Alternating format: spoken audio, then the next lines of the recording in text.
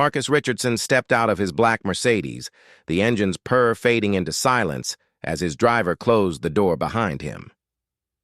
After 18 months of business deals across 3 continents, he was finally home. The massive iron gates of his Beverly Hills estate swung shut behind the car, and Marcus took a deep breath of the familiar California air. The scent of jasmine and roses from his carefully maintained gardens filled his lungs, a stark contrast to the polluted air of the industrial cities he had been visiting. His mansion stood before him like a monument to his success, its white columns gleaming in the late afternoon sun.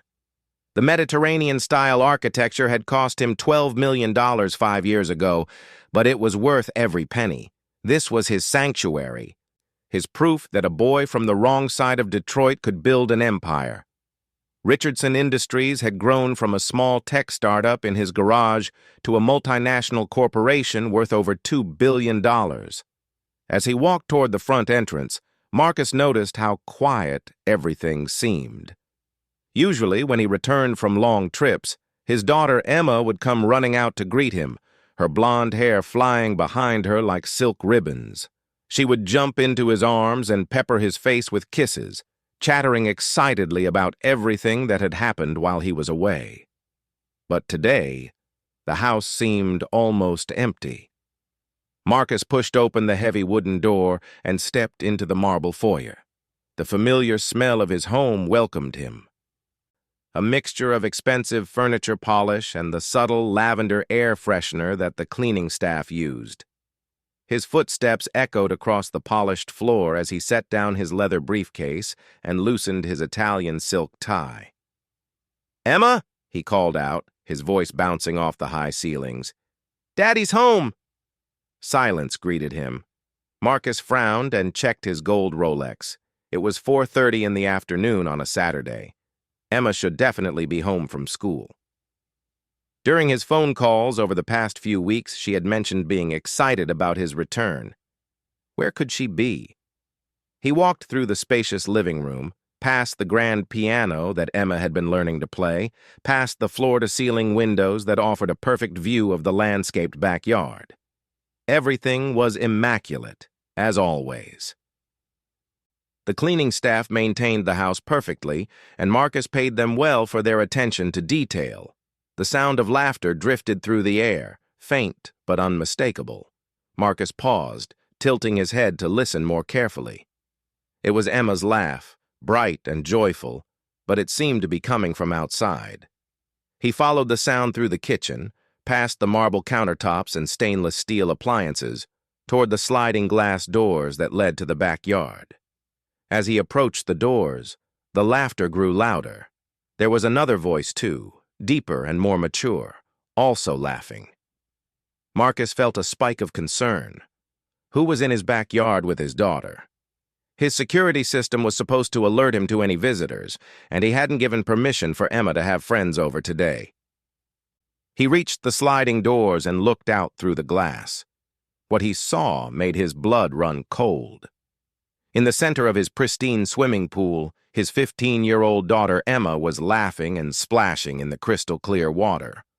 Her blonde hair was wet and slicked back, and she wore a bright blue bikini. But she wasn't alone. Swimming beside her, laughing just as freely, was a woman Marcus recognized as Grace Williams, one of his household staff members. Grace was a woman in her early 30s with beautiful dark skin and a warm smile. She had worked for the Richardson family for about 2 years, initially hired as a housekeeper but gradually taking on more responsibilities around the estate. Marcus had always found her to be professional and reliable, but seeing her in his pool, swimming alongside his daughter as if they were equals, sent shockwaves through his system. Grace wore a simple black one-piece bathing suit, and her natural hair was pulled back in a colorful head wrap. She was teaching Emma what appeared to be some kind of synchronized swimming move, holding the girl's hands as they both went underwater and came up together, laughing and gasping for air. Marcus felt his jaw clench. This was completely inappropriate. Grace was an employee, not a family member or friend. The swimming pool was for family use only, and he had never given permission for any of his staff to use it. The boundary between employer and employee was sacred to Marcus. It was what kept his household running smoothly and prevented any uncomfortable situations. But what disturbed him even more was how comfortable Emma seemed with the situation. She was laughing and talking with Grace as if they were best friends. When had this relationship developed? During his phone calls with Emma over the past months, she had never mentioned spending time with Grace beyond the woman's normal cleaning duties. Marcus watched as Grace lifted Emma up in the water, spinning her around before setting her down gently. Emma squealed with delight, her face radiant with happiness. It was a happiness Marcus hadn't seen in his daughter for a long time, not since her mother had died 3 years ago in a car accident. The thought of his late wife, Catherine, brought a sharp pain to his chest. Catherine had been the heart of their family, the one who brought warmth and laughter to their grand but sometimes lonely house. After her death, Marcus had thrown himself into his work, traveling constantly to expand his business empire. He told himself it was for Emma's future, to build a legacy that would ensure she never wanted for anything. But looking at his daughter now, seeing her pure joy as she played in the pool with Grace, Marcus wondered if he had been making the right choices.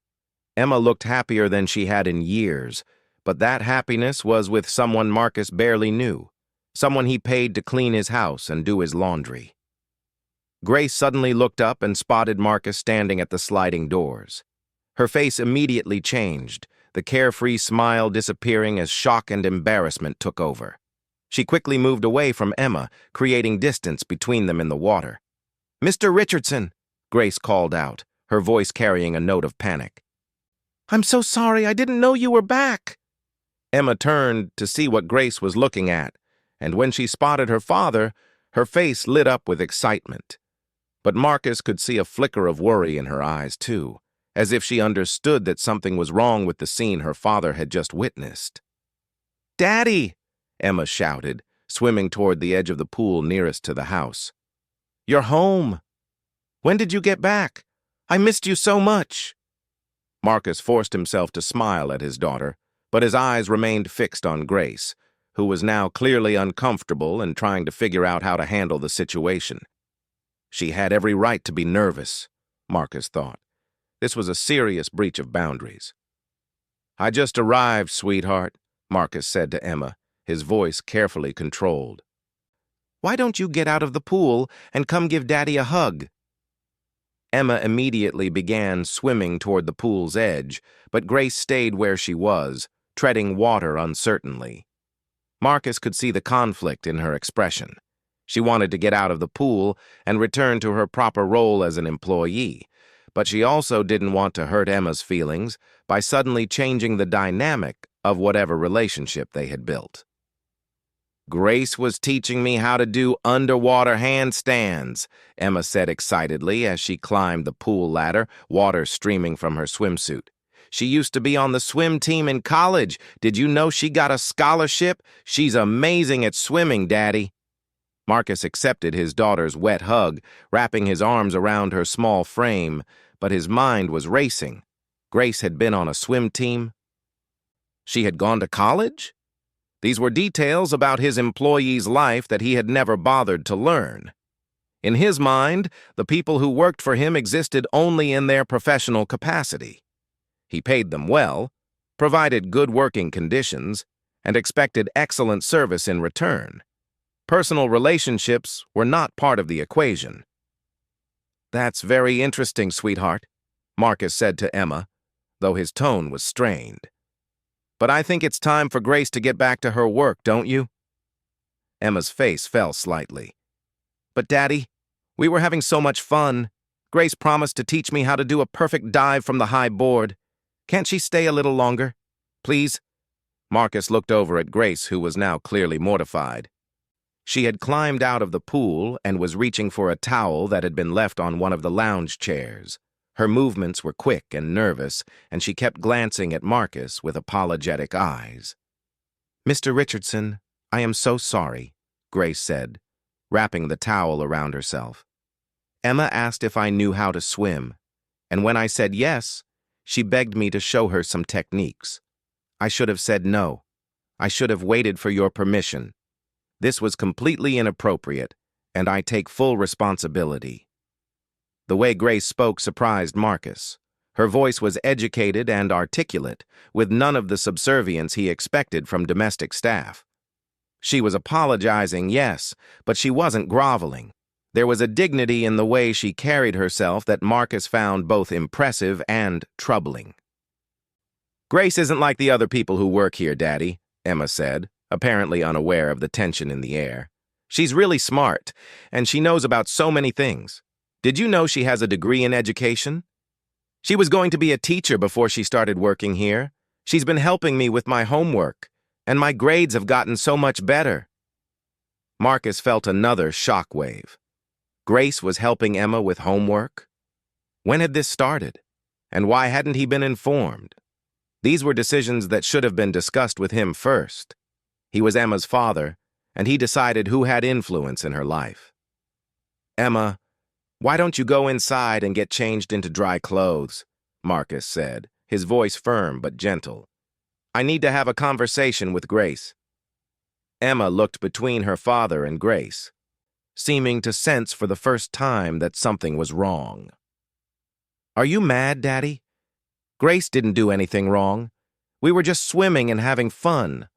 I asked her to teach me, not the other way around. I'm not mad at you, sweetheart, Marcus assured her, though he could see that Emma wasn't entirely convinced. I just need to discuss some things with Grace about her job responsibilities. Now go get changed, and we'll talk more later.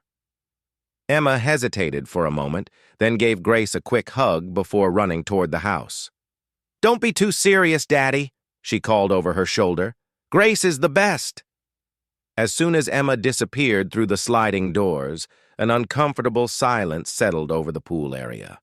Grace stood with her towel wrapped tightly around her, water still dripping from her hair.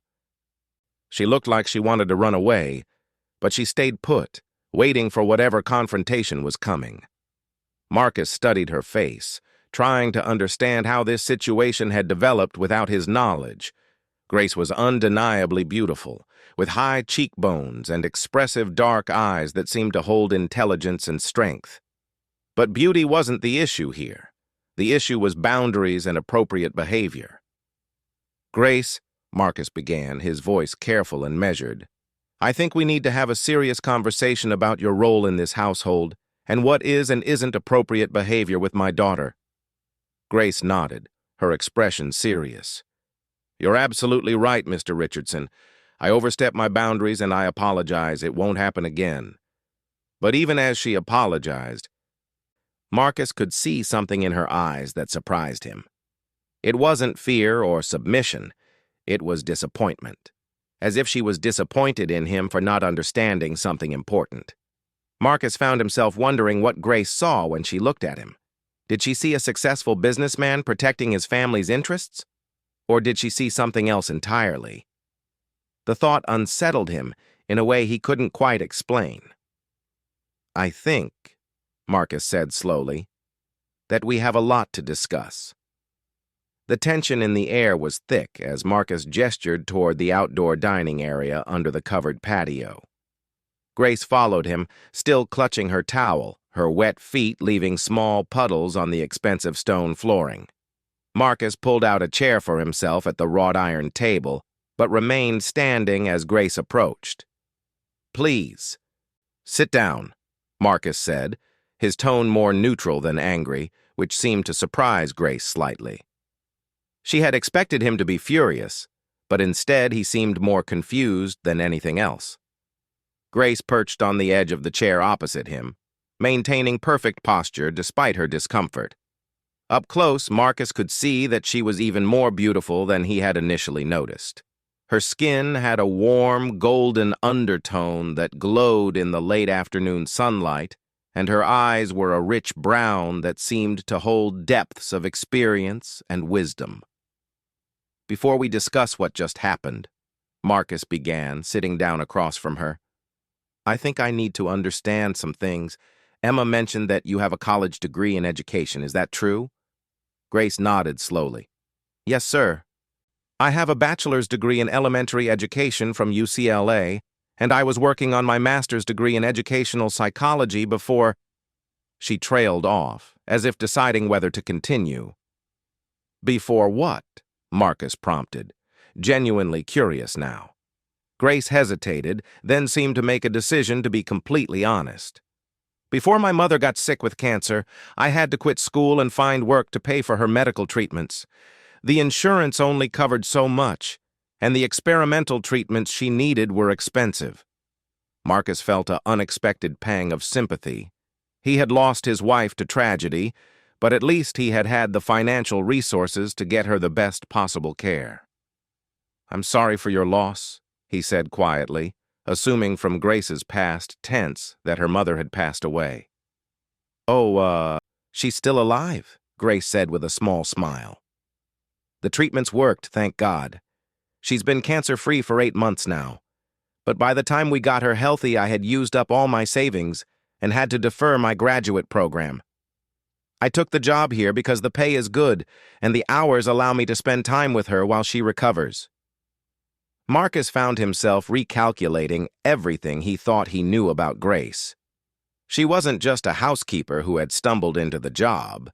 She was an educated woman who had made sacrifices for her family, just as he had made sacrifices for his business and Emma's future. When you took this job, Marcus continued, what exactly were you told about your responsibilities? Mrs. Henderson, your house manager, hired me initially for general housekeeping, Grace explained, referring to the older woman who managed most of the household staff. But over time, Emma started talking to me while I cleaned her room or the study areas. She seemed lonely, Mr. Richardson. She would ask me about my day, about what I was reading, about my opinions on her school projects. Marcus felt another uncomfortable stab of guilt. Emma was lonely? How had he not noticed that? During their phone calls, she had always seemed fine, telling him about school and friends and activities. But now that he thought about it, she rarely mentioned bringing friends home or going to social events outside of school. Emma is a very bright girl, Grace continued, but she was struggling with some of her classes. When she found out about my educational background, she asked if I could help her with homework. I told her she needed to ask permission from her father, but I wasn't here to ask, Marcus finished, the implication hitting him hard. She said you were busy with important business and didn't like to be bothered with small things, Grace said gently. She was failing her history class, Mr. Richardson. She was so frustrated and embarrassed about it. I couldn't just watch her struggle when I knew I could help.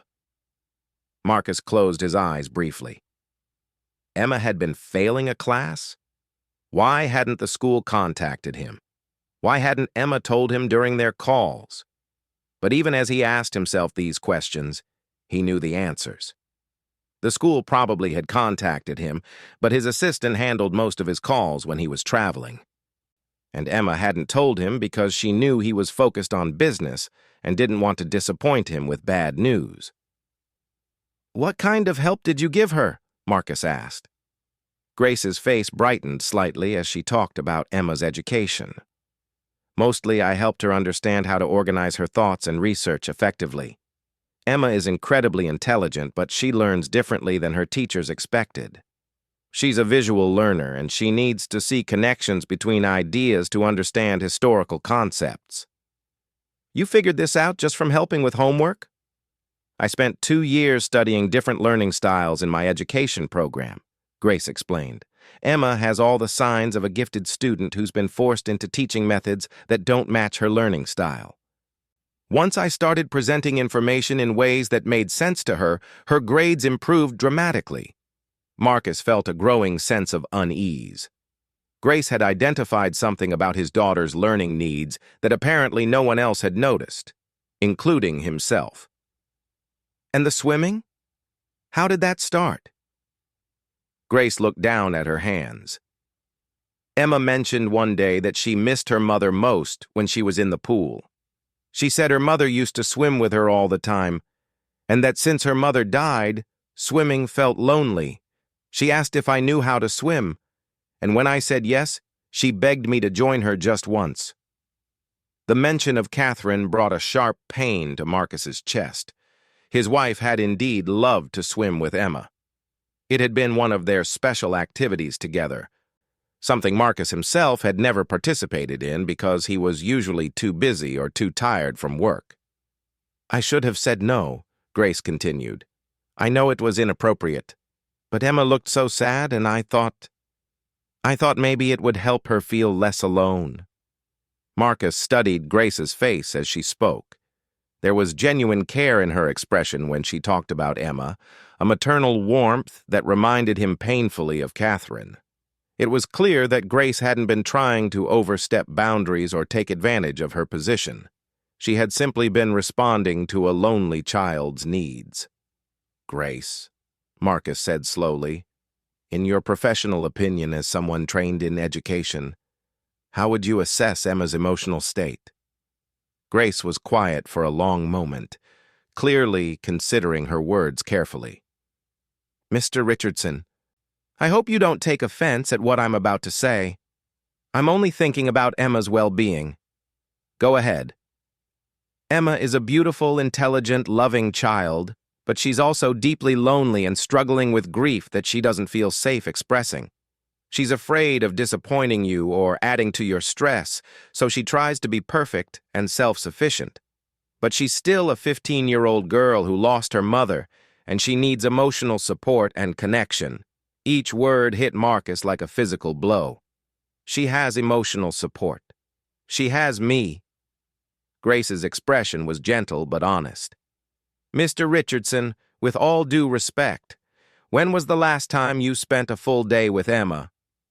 When was the last time you asked her about her feelings, not just her grades or activities?"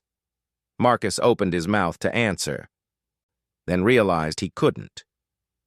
His interactions with Emma over the past year had been primarily through phone calls while he traveled, and even when he was home, he was usually working or dealing with business matters.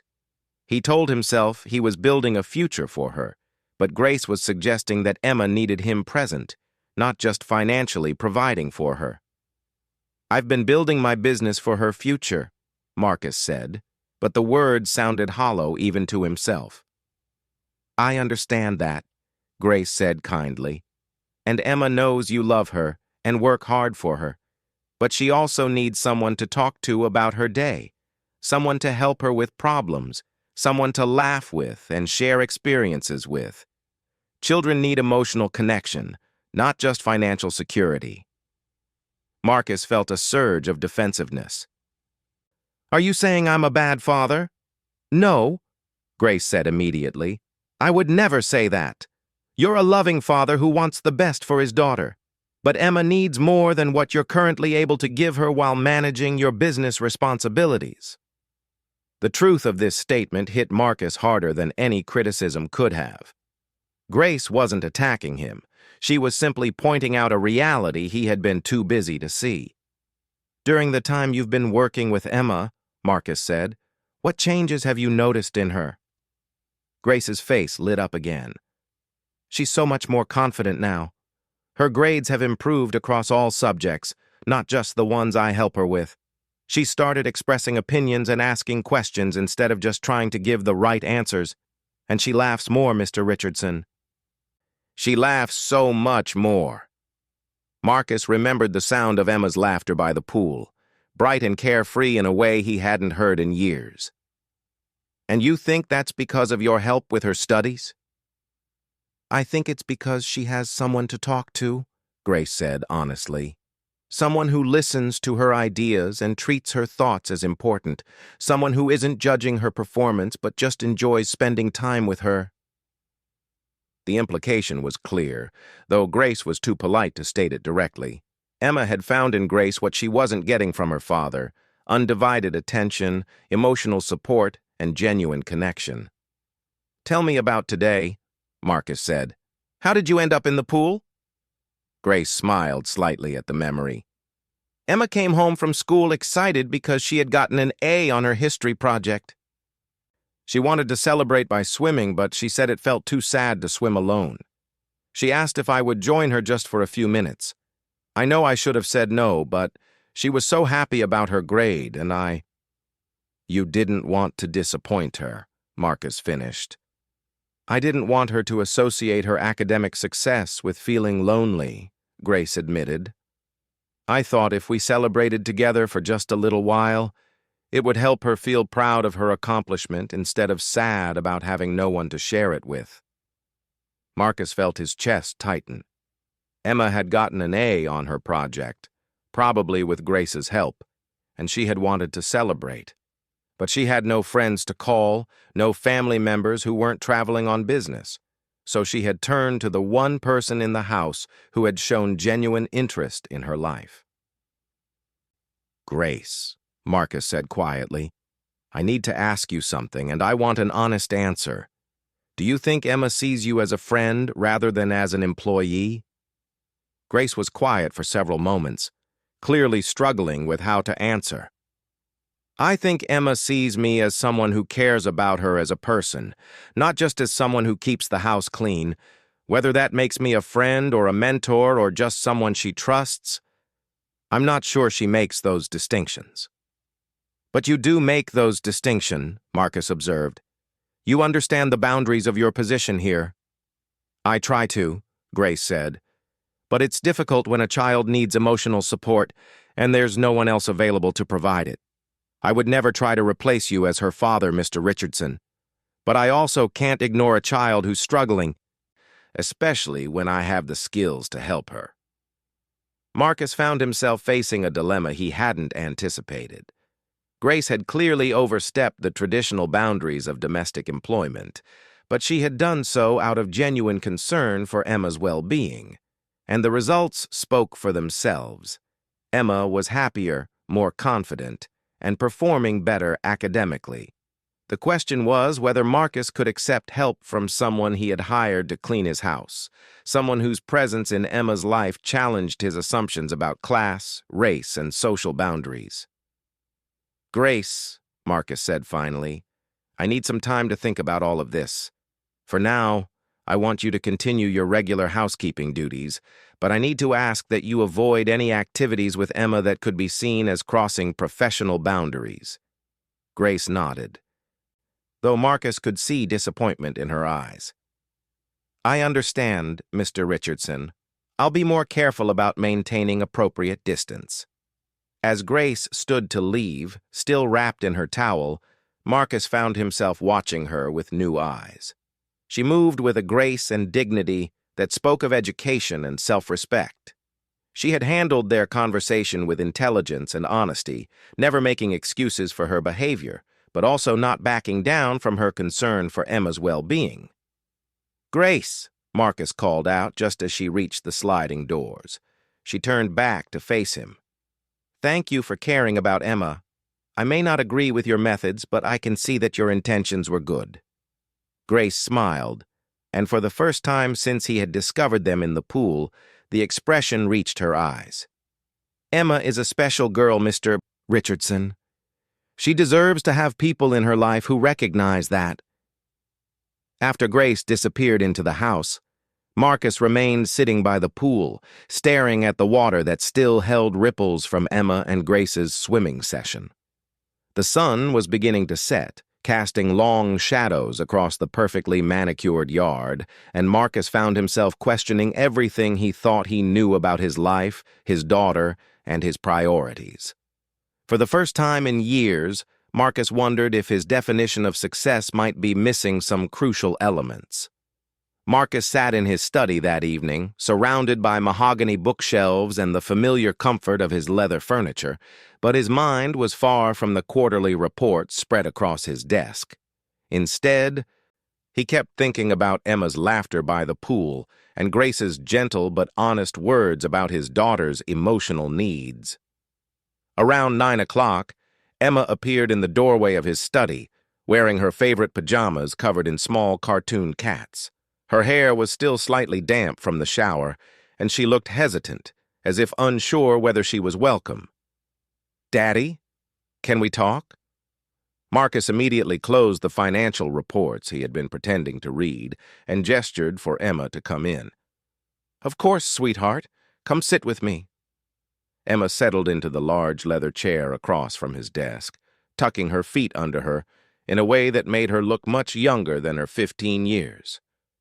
Marcus studied his daughter's face, really looking at her for the first time in months. Grace had been right. Emma did look lonely. There was a sadness in her eyes that Marcus hadn't noticed during their brief phone conversations. "Am I in trouble?" Emma asked quietly. "Why would you be in trouble?" "Because of the swimming thing with Grace. I know you were upset about it. I could tell from the way you looked at her, and from the way you sent me inside so quickly." Marcus felt a stab of regret. He had been so focused on processing his own shock and confusion that he hadn't considered how his reaction might affect Emma. "You're not in trouble, sweetheart. I was just surprised, that's all." "Surprised because Grace is black?" Emma asked with the directness that children often brought to uncomfortable topics. The question caught Marcus off guard. "What?" "No, Emma, that's not—" He stopped, realizing that he needed to be completely honest with his daughter. "I was surprised because Grace is an employee, and I wasn't expecting to see her swimming in our pool. It wasn't about her race." Emma studied his face carefully. "But you were uncomfortable seeing us together."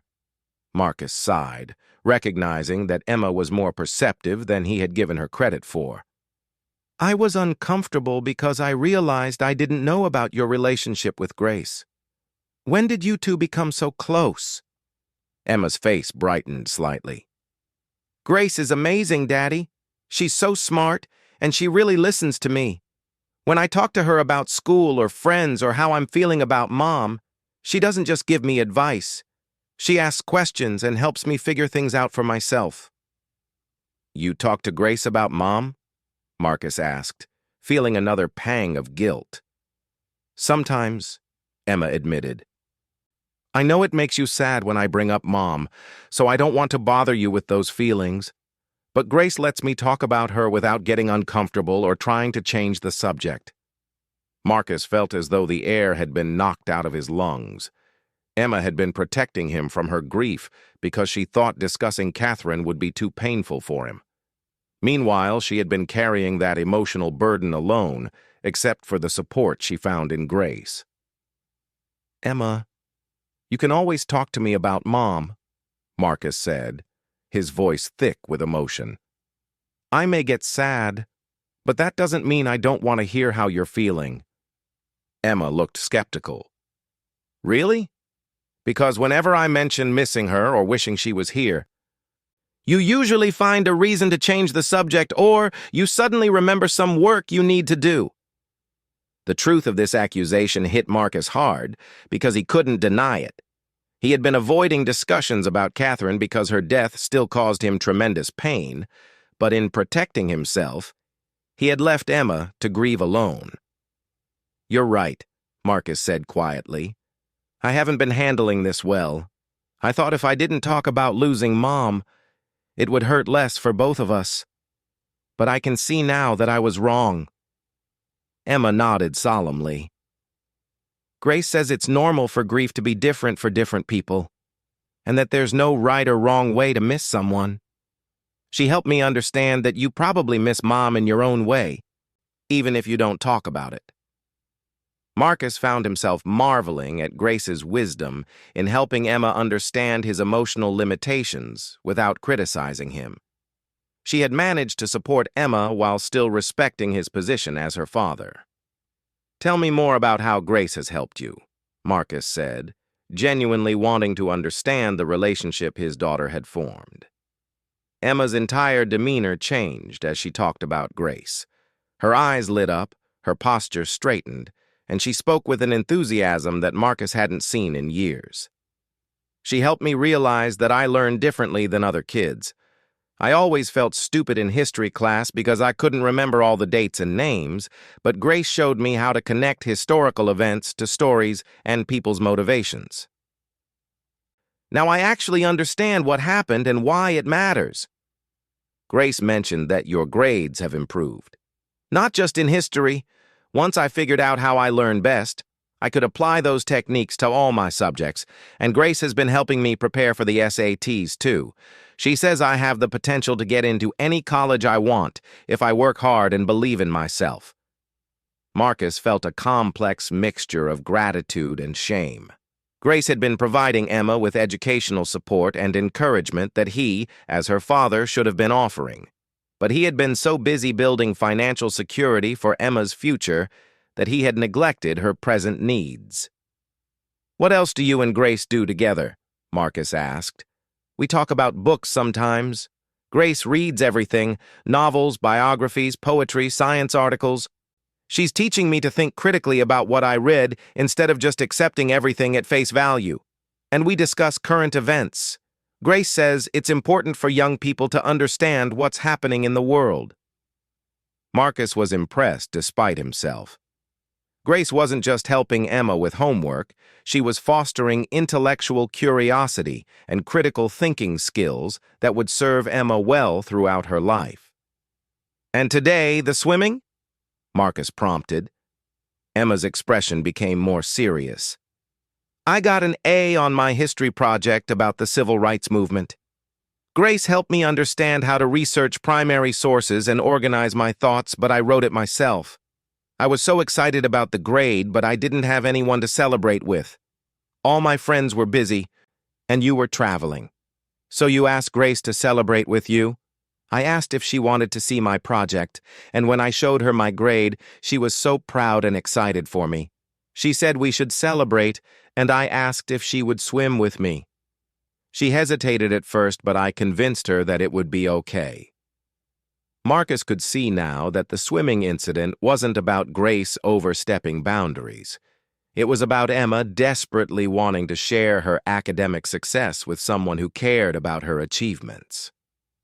"Emma," Marcus said carefully, "how do you feel about Grace working here? Do you see her as an employee or as something else?" Emma thought about the question for several moments. "I know Grace works for us, and I know she's not family, but she feels like a big sister, or maybe like how I imagine having an aunt would feel. She cares about me as a person, not just about whether I'm being good or getting good grades." Marcus understood what Emma was trying to express. Grace provided something that had been missing from Emma's life: unconditional positive attention from an adult who wasn't constantly worried about parenting decisions or business responsibilities. "Are you going to fire Grace?" Emma asked suddenly, her voice small and worried. The question startled Marcus. "Why would I fire Grace?" "Because of the swimming thing. Because she crossed boundaries. I heard you talking to her, and she seemed really worried about losing her job." Emma's eyes filled with tears. "Daddy, please don't fire her. She didn't do anything wrong. I'm the one who asked her to swim with me." Looking at his daughter's tearful face, Marcus realized that firing Grace would be devastating for Emma. Whatever boundaries had been crossed, the relationship between Grace and Emma was genuinely beneficial for his daughter's emotional and academic well-being. "I'm not going to fire Grace," Marcus assured her. "But I do need to have some more conversations with her about her role here." Emma wiped her eyes with relief. "What kind of conversations?"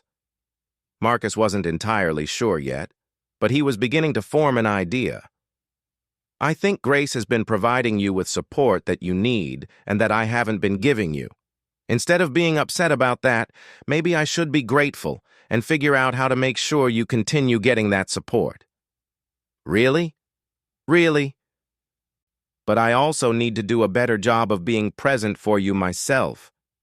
Grace shouldn't have to be your only source of emotional support." Emma smiled, the first genuinely happy smile Marcus had seen from her all evening. "Does this mean I can keep studying with Grace? And maybe swimming sometimes?"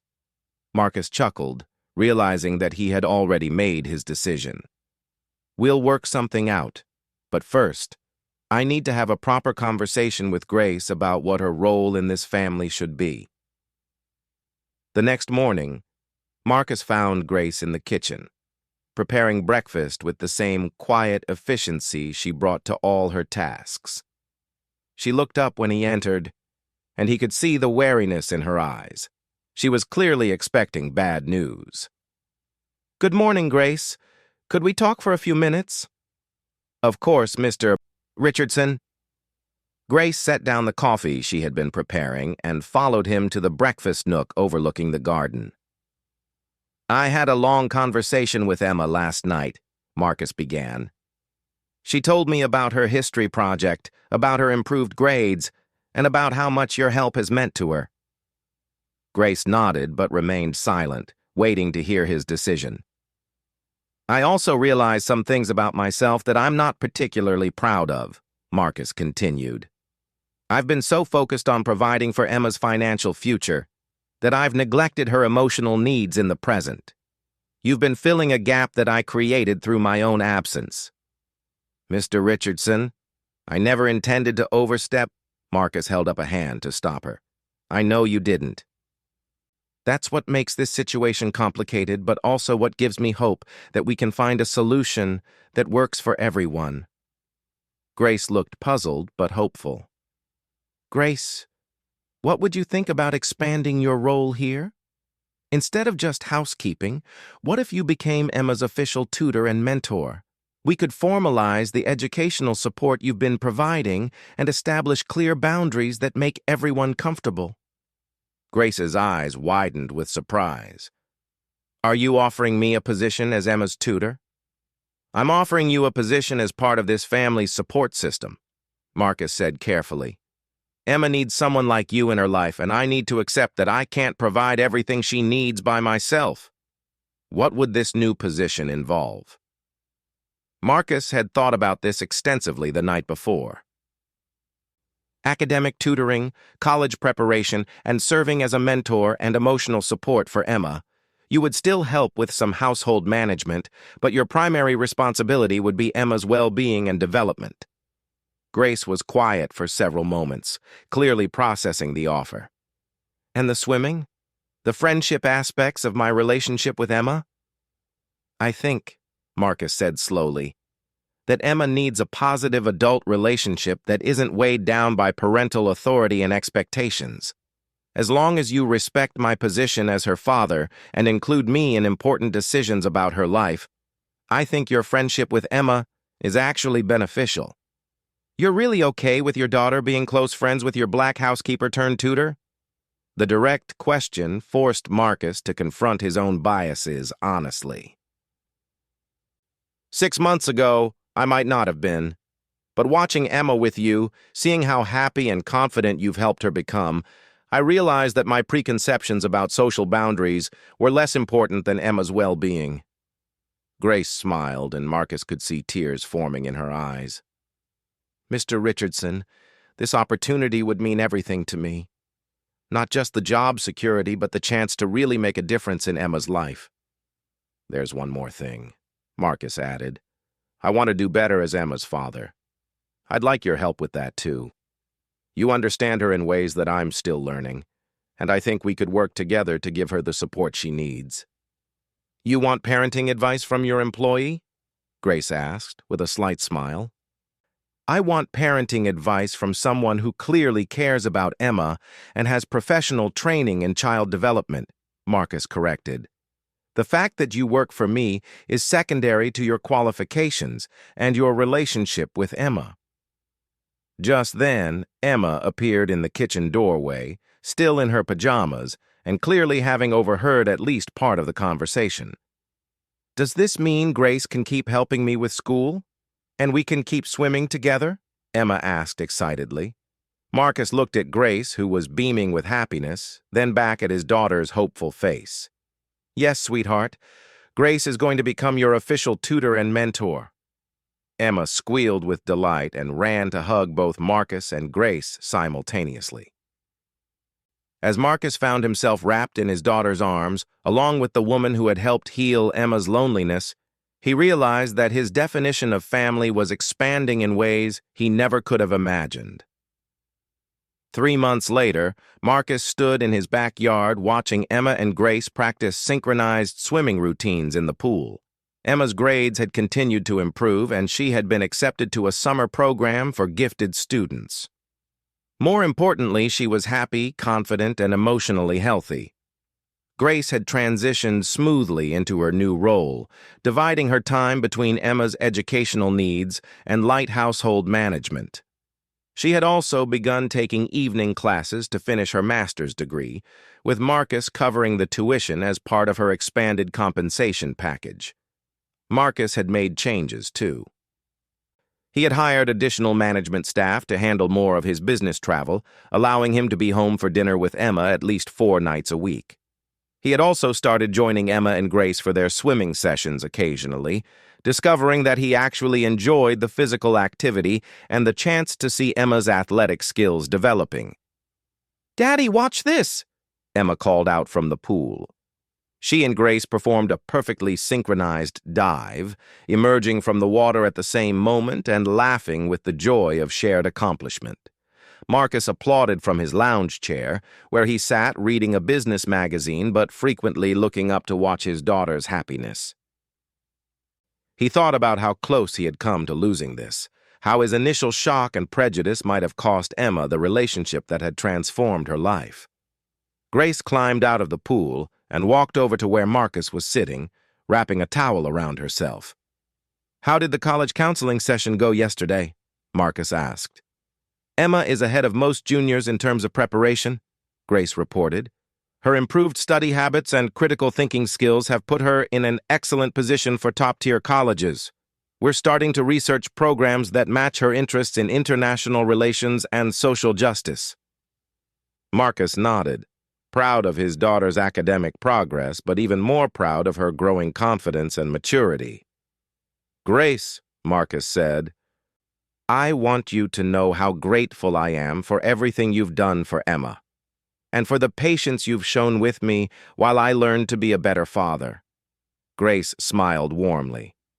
"Mr. Richardson, seeing Emma thrive has been the most rewarding experience of my career. Thank you for trusting me with something so important." "Please," Marcus said, "after everything we've been through, I think you can call me Marcus." Grace raised an eyebrow playfully. "Are you sure about that? That's quite a boundary to cross." Marcus laughed, appreciating Grace's gentle humor about their complicated history. "I think we've established that some boundaries are worth crossing when it's in the service of what really matters." As if summoned by their conversation, Emma swam over to the edge of the pool near where they were sitting. "Are you two talking about me?" she asked with mock suspicion. "We're talking about how proud we are of you," Marcus replied honestly. "And how lucky we are to be part of your life," Grace added. Emma beamed with happiness, and Marcus realized that this, his daughter surrounded by people who loved and supported her, was what true success looked like. It wasn't about the size of his bank account or the scope of his business empire. It was about creating a family environment where Emma could flourish emotionally, academically, and personally. As the sun set over their backyard, painting the sky in brilliant oranges and pinks, Marcus watched his daughter and her mentor planning their next swimming routine. He thought about how dramatically his life had changed since that day he had come home to find them in the pool together. His initial shock and discomfort seemed almost laughable now. Grace had taught him that family could take many forms, and that love and support could come from unexpected sources. She had shown him that true success meant being present for the people who mattered most, and that some of life's greatest gifts came from being open to relationships that transcended traditional boundaries. Most importantly, Grace had helped him understand that being a good father meant more than providing financial security. It meant really knowing his daughter, supporting her dreams, and creating a home environment where she felt valued, understood, and loved. As Emma and Grace continued their swimming practice, their laughter echoing across the water, Marcus smiled with the knowledge that his family was stronger, happier, and more complete than it had ever been before.